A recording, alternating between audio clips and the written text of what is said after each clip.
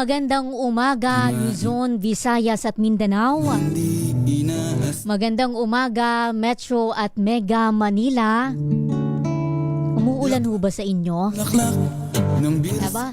Nitong dulo ho nung nakalipas na linggo hanggang nitong weekend, abay pahirapan na makapagpatuyo ng labada si nanay.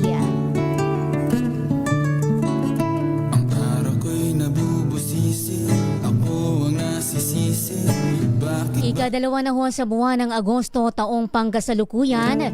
Ako ho muna ang inyong makakasama sa loob ng isang oras na talakayan. Minus muna ang aking partner na sa Edniel Parosa. Ako po, Giselle Ricofort. Para sa DZRH, una sa Pilipinas, una sa Pilipino. ZRH Stories, Pinoy Documentaries. Mahigit 1 milyon ho na mga minimum wage earner tila baga binawian ng kakarampot na pag-asa, paghihintaying muli doon sa makasaysayan daw na 85 pesos na daily minimum wage increase. Parang parang binawi yung maliit na candy na isinubo doon sa mga manggagawa natin. Dito lang ho yan sa Kalakhang, Maynila. Pero yung una ho na 60 pesos, yung unang transyo nang binabanggit natin na taas sahod, una na ho yan na naging epektibo Hulyo 25. Kaya ho yung daily minimum wage para ho sa mga non-agri worker mula sa 695 pesos tumaas sa 755 pesos, habang yung additional ho na 25 pesos, yung second tranche ng 85 pesos na daily minimum wage increase magiging epektibo ho dapat sa Enero 20 ng susunod na taon. Pero noon hong Thursday, July 30, ang Pasig Regional Trial Court Branch 152 nag-issue ng temporary restraining order laban ho doon sa Regional Wage Board at National Wages and Productivity Commission. Para nga ho yan doon sa pag-iimplementa ng Wage Order number 27 hanggang August 13 ng taon.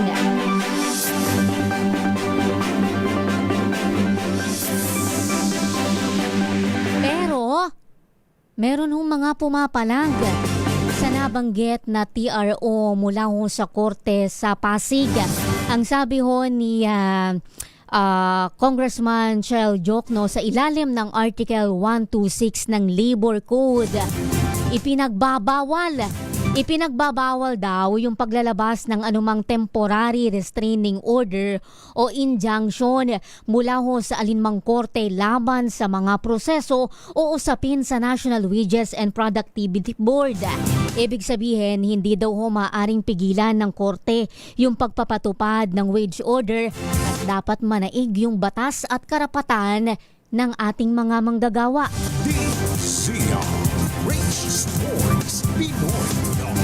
Kasabay ho ng binabanggit ng kongresista yung patuloy niya na pagsusulong sa matagal na nating pinag-uusapan yung 200 pesos na daily minimum wage increase o yung House Bill 766 para matiyak na yung bawat manggagawang Pilipino ay makaagapay daw doon sa napakamahal na cost of living.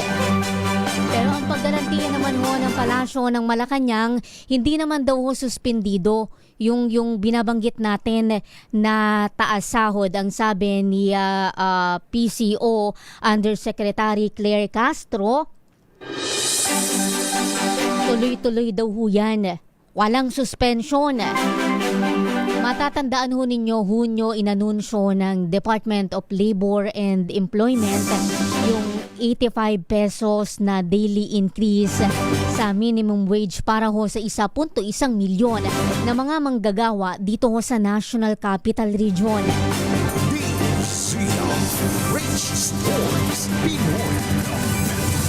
Bago pa man ho magkaroon ng TRO, ito'y lagi naman lumang-lumang tugtugin na to kahit nga kakapiranggot, hindi ba halos hindi maramdaman yung ibinibigay ng gobyerno na taas sahod sa atin ng mga manggagawa. Palaging may mga pumapalag, palaging may mga kumukontra, humihimok ng suspensyon sapagkat hindi raw kakayanin.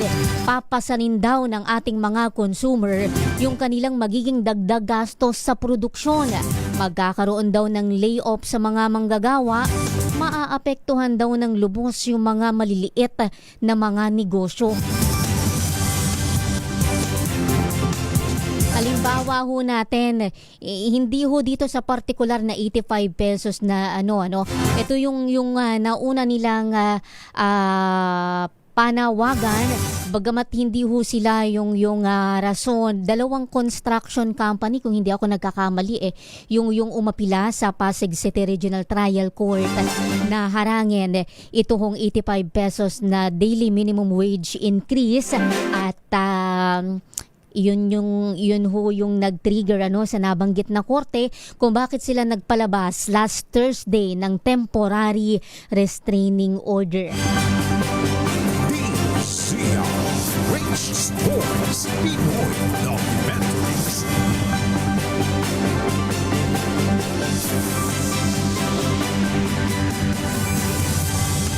Nung Hulyo po, ang World Bank inanunsyo na yung Pilipinas mula daw sa pagiging lower middle income abay umakyat sa pagiging upper middle income category dahil ho doon sa pagtaas din ng gross national income per capita. At lumalagpas daw yan doon sa threshold para ho dyan sa binabanggit natin na reclassification.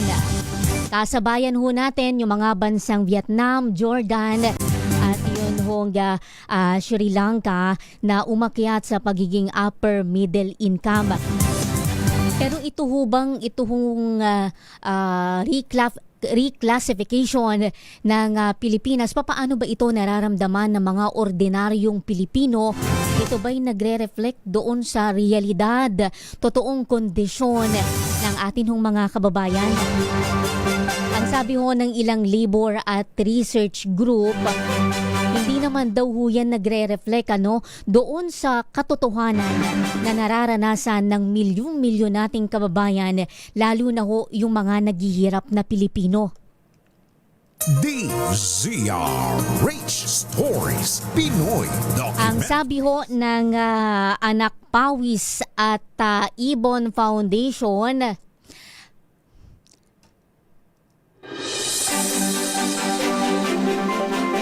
habang ito hong promotion ng bansa natin ay nagre-reflect doon sa mas mataas na average national income, hindi naman daw yan nagtra-translate doon sa mas maginhawa na living condition ng ating mga kababayan na patuloy na naghihirap. Hindi makaahon doon ho sa kahirapan sa epekto ng mababang pasahod sa mga manggagawa, mahal na presyo ng mga pangunahing bilihin at serbisyo, doon ho sa food insecurity. Sabi nila walang ilusyon na ang pagiging upper middle income ng Pilipinas katumbas ng seguridad ng kabuhayan, panirahan, pagkain dahil yung tagapaglikha ng pagkain ng bansa abay nananatiling pinakamahirap na sektor. Yung kanilang binabanggit dyan, yun hong ating mga magbubukid, yun hong ating mga fisher folk. Bakit ho natin binabanggit? Yun hong irektahin na natin yung mga press release nitong mga nakaraan. Sapagkat mahalaga rin ho na ating malaan ano nga ba yung realidad na kinakaharap ng ating mga kababayan. Lalo na ho yung mga naghihirap, lalo na ho yung ganito na umaasa hindi nga ho sapat eh. Hindi ba? Hindi nga sapat eh. Yung ibinigay na makasaysayan daw na 85 pesos na daily minimum wage increase sa mga manggagawa sa Kalakhang, Maynila. Tapos babawiin pa yung katiting na pag-asa na ibinigay ho doon sa ating mga workers dito ho sa Metro Manila.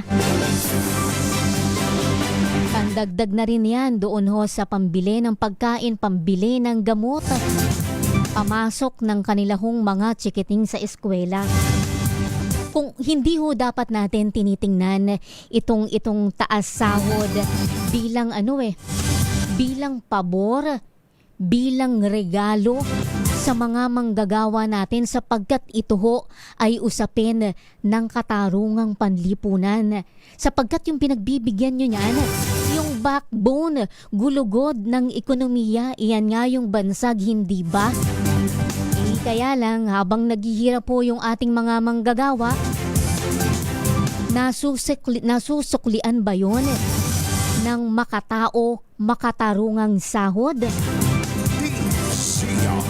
Rich Stories Pinoy Documentary. Oy, marami pa ho tayong mga issue na hihimayin sa mga susunod ho na minuto ng palatuntunan at meron din ho tayong mga makakapanayama tungkol sa iba naman hong mga usapin na pumutok sa mga nakalipas ho na linggo.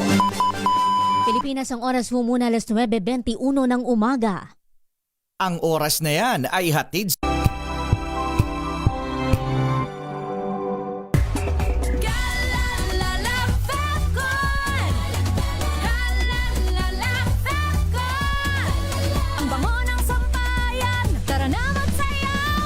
Fabcon, amoy nakaka-joyful.